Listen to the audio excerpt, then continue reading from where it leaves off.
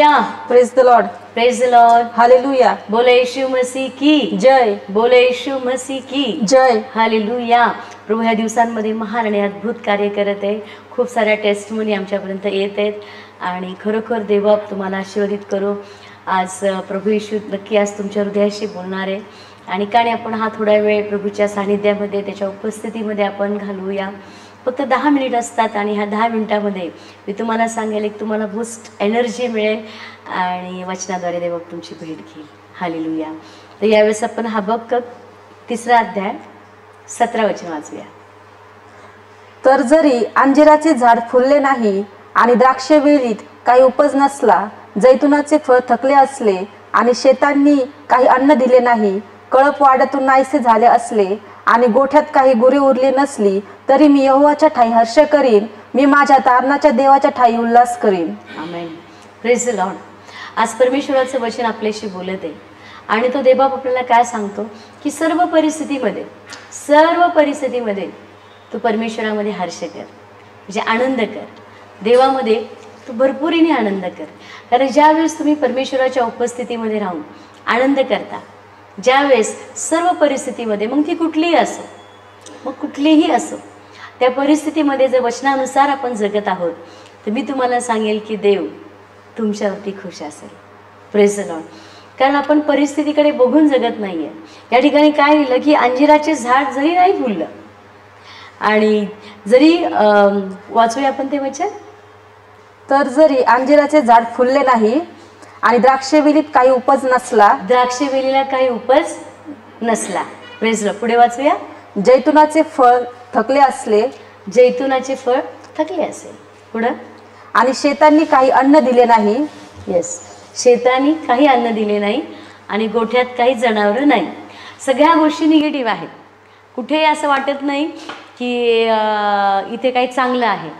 पण तरीसुद्धा वचनामध्ये असले की जरी ही सगळी परिस्थिती आहे, जनावरं गोठ्यात नाही राहिलेले, अंजिराला फळं आलेली नाही आहेत, द्राक्षवेलीनी फळं नाही दिलेली, अजून काही गोष्टी तुमच्याही जीवनामध्ये असं काही चाललं असेल, घरात काही नीट नाही, मुलं नीट नाहीत, पती काय बदलत नाही आहे, पत्नी काय बदलत नाही, लेकरं बदलत नाही, परिस्थिती बदलत नाही, कर्ज काही जात नाही आहे, कर्ज वाढतच चाललं आहे. जे काय आम्ही दुष्टान ठेवला आहे किंवा जो काय आम्ही स्वप्न बाळगलं होतं ते स्वप्न आमचं पूर्णपणे तुटलं गेलेलं आहे. कुठेही काय आम्हाला आता असं वाटत नाही की आम्ही आशीर्वादित होऊ. ह्याही परिस्थितीमध्ये देवाकडे बघा तुम्ही. Praise the Lord. कारण मी तुम्हाला सांगेल की जर देव परिस्थिती बदलू शकत नाही तर कोणामध्येच ताकद नाही की तो तुमची परिस्थिती बदलेल. कोणामध्ये ती हिंमत नाही की तो तुमची परिस्थिती बदलू शकेल. देवामध्ये आहे. तो देव नक्की सर्व परिस्थितीमध्ये, कारण तो काय म्हणाला की माझ्या मुला आणि माझ्या मुली, संकट समयी तू मला हाक मार आणि मी उत्तर देणारा परमेश्वर आहे. सर्व परिस्थितीमध्ये आज जरी तुमच्या भोवतालच्या परिस्थिती तुम्हाला सगळीकडून निगेटिव्ह दाखवत आहे, सगळीकडून तुम्हाला नकार दिसतोय, सगळीकडून तुम्हाला असं वाटतं की सगळे मार्ग माझे बंद झालेत, सगळीकडून मला नकार येत राहिला आहे, कुठूनच मला असं वाटत नाही की माझी परिस्थिती, माझं जीवन, माझा परिवार सुखी होईल. पण मी तुम्हाला सांगेल सुख देणं आणि आनंद देणं हे परमेश्वराच्या ठाई आहे. तर आपण इकडे तिकडे सुख शोधण्यापेक्षा, इकडे तिकडे सांत्वन शोधण्यापेक्षा, इकडे तिकडे लोकांकडून सांत्वनाची आशा करण्यापेक्षा आपण देवाकडून आशा करूया. कारण तो देव म्हणतो ह्या सर्व परिस्थितीमध्ये तू आनंद कर, तू दुःख मानू नको. म्हणून फिलिपिकरा 4 अध्याय आणि 4 वचनामध्ये प्रभू काय म्हणतो की आनंद करा. आणि मी पुन्हा सांगते तुम्हाला, आनंद करा. जर आपण वचनानुसार जगतोय तर मी तुम्हाला सांगेल की आनंद तुमच्या वाट्याचा आहे, आनंद तुमच्यासाठीचा आहे. ह्या सगळ्या सिच्युएशनमध्ये आज तुम्ही म्हणत असाल नाही पण मी बिछाणावर पडू नये, मी कसा आनंद करू, माझ्या संपूर्ण शरीरामध्ये वेदना आहेत, मी कसा आनंद करू. मी तुम्हाला सांगेल तुम्ही एकदा विश्वास ठेवून तर पहा परमेश्वरावरती. तो देव तुमचा बिछाना बदलेल, तो देव तुमचा आजार पण दूर करेल. कारण म्हणून तर वधस्तंभावरती प्रभू येशू गेला असं लिहिलेलं आहे बायबलमध्ये की प्रभू येशूने तुमचे विकार, तुमचे आजार, तुमचे व्याधी त्या वधस्तंभावरती घेऊन गेला. आज तुम्ही म्हणत असाल नाही डॉक्टरने माझे फार वाईट चुकीचे रिपोर्ट सांगितले, म्हणजे डॉक्टरांनी मला सांगितलं की नो गॅरंटी आहे, डॉक्टर म्हणतात कॅन्सर झाला आहे, TB झाला आहे, HIV झाला आहे, मणके खराब झालेत, किडन्या खराब झाल्यात, कुठेही मला होप वाटत नाही. तर मी तुम्हाला सांगेल याही परिस्थितीमध्ये आपण देवाकडे बघूया, कारण त्या देवाला काही अशक्य नाही. गेल्या काही दिवसांपूर्वी आमच्याकडे एक टेस्टमनी आली. एक बहीण म्हणाली की मी पुणे या ठिकाणी राहते आणि गेले 25 वर्षापासून तिला लेकराचा आशीर्वाद नव्हता. ती म्हणते माझी परिस्थिती चांगली होती म्हणून मी उत्तम ते सगळ्यात चांगले जे डॉक्टर्स आहेत मी चांगल्या डॉक्टरांकडे गेले, मी सगळे उपचार घेतले, पण शेवटी फायनली डॉक्टरने मला एकच रिपोर्ट दिला की तुम्हाला कधीही लेकरू होऊ शकणार नाही.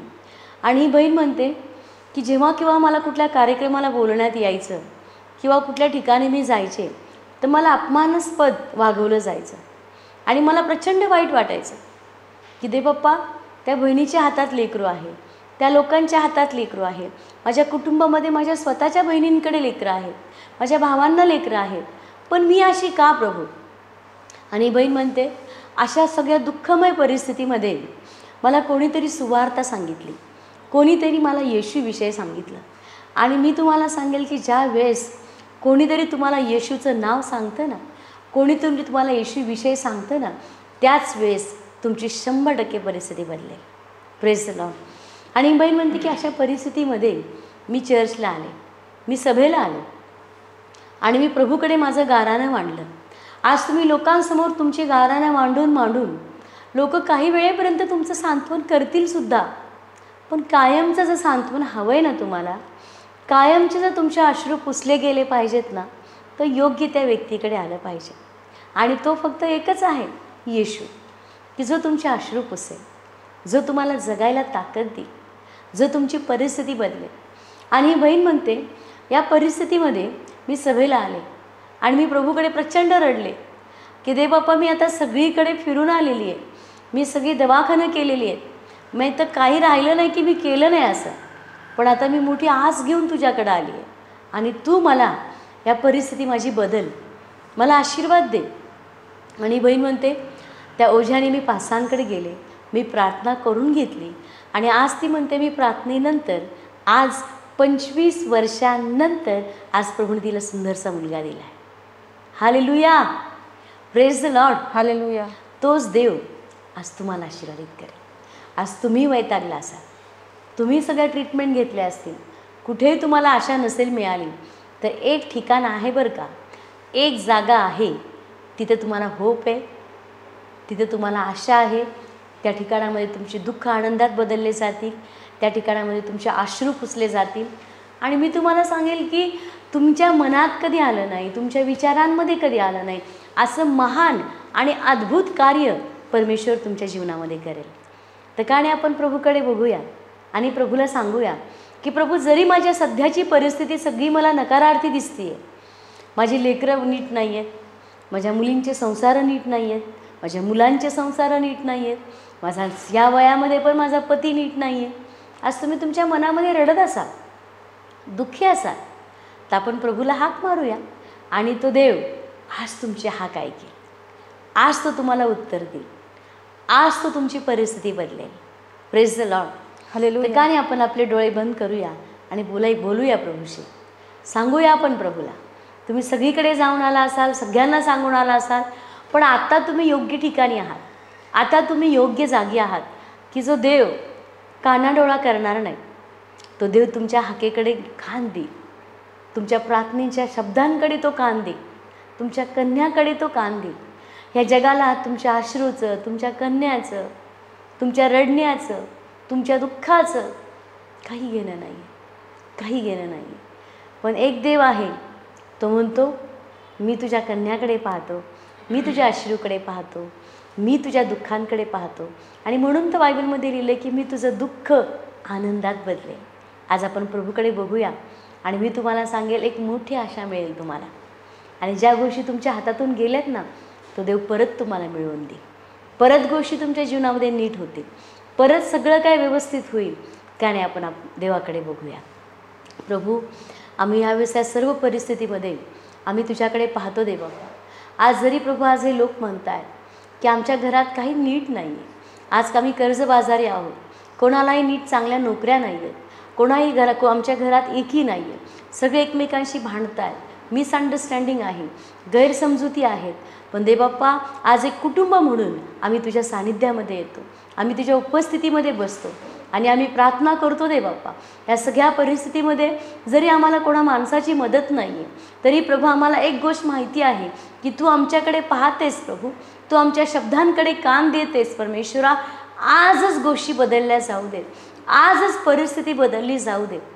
आज देवबाप्पा ह्या सर्व परिस्थितीमध्ये आनंद करत आहेत, कारण बायबल अनुसार आम्ही जगतो आणि बायबलमध्ये लिहिलेलं आहे ओ आनंद करा. आणि मी पुन्हा सांगतो की आनंद करा. प्रभू आम्ही तुझ्या सानिध्यामध्ये आनंद करतो प्रभू. आमच्या कुठल्याही आम्ही कंप्लेंट करत नाही, कारण आम्हाला माहिती आहे की तू परिस्थिती बदलण्याचं सामर्थ्य तुझ्यामध्ये आहे देवबाप्पा. आज आमची परिस्थिती बदल दे बाप्पा, आज आमचे दिवस बदलले जाऊ देत प्रभू. आम्ही तुझ्याकडे बघून जगतो परमेश्वरा. आम्ही सर्व गौरव प्रभू तुला देऊ. आम्ही पाहत असलेल्या प्रत्येकाला मी आशीर्वाद देतो. त्यांचं दुःखी हृदयात आनंदित कर. त्यांचं जे शरीरामध्ये जे व्याधी आहेत, आजार आहेत ते निघून जाऊ देत प्रभू येशूच्या नावात. बरे व्हा. दैवी सामर्थ्य, दैवी आरोग्य आम्ही प्रत्येक हाडामध्ये, प्रत्येक शरीरामध्ये आम्ही स्वीकारत आहोत. धन्यवाद प्रभू, त्यांना बरं केले. तुमचं आरोग्य त्यांच्यामध्ये वाहते, तुमचं सांत्वन त्यांच्यामध्ये वाहते. प्रभू मी प्रार्थना करत आहे, आज ते पहिल्यांदा आम्हाला पाहत आहेत तर मी प्रार्थना करते आजच गोष्टी बदलल्या जाऊ देत, आजच त्यांची परिस्थिती बदलली जाऊ दे. माझ्या मागे म्हणा प्रभू येशू, प्रभू येशू आम्ही तुमच्यावर विश्वास ठेवतो, आम्ही तुमच्यावर विश्वास आम्हाला ठेवतो. क्षमा करा, आम्हाला क्षमा करा. प्रभू येशू, प्रभू येशू तुमच्या पवित्र रक्ताने तुमच्या पवित्र माझे पाप रक्ताने धुवून टाक. माझे पाप धुवून प्रभू टाक. येशू, प्रभू येशू तू माझा तारणारा देव आहेस, तू माझा तारणारा देव असा मी आहेस. विश्वास ठेवत आहे. असा मी विश्वास ठेवत प्रभू आहे. येशूच्या नावात, प्रभू येशूच्या नावात. आमेन, आमीन. आमेन. बोलो येशू मसीह की जय. बोलो येशू मसीह की जय. प्रभू आज महान कार्य करत आहे. God bless you. परत एकदा आपण उद्या याच वेळेस भेटणार आहोत. थँक्यू.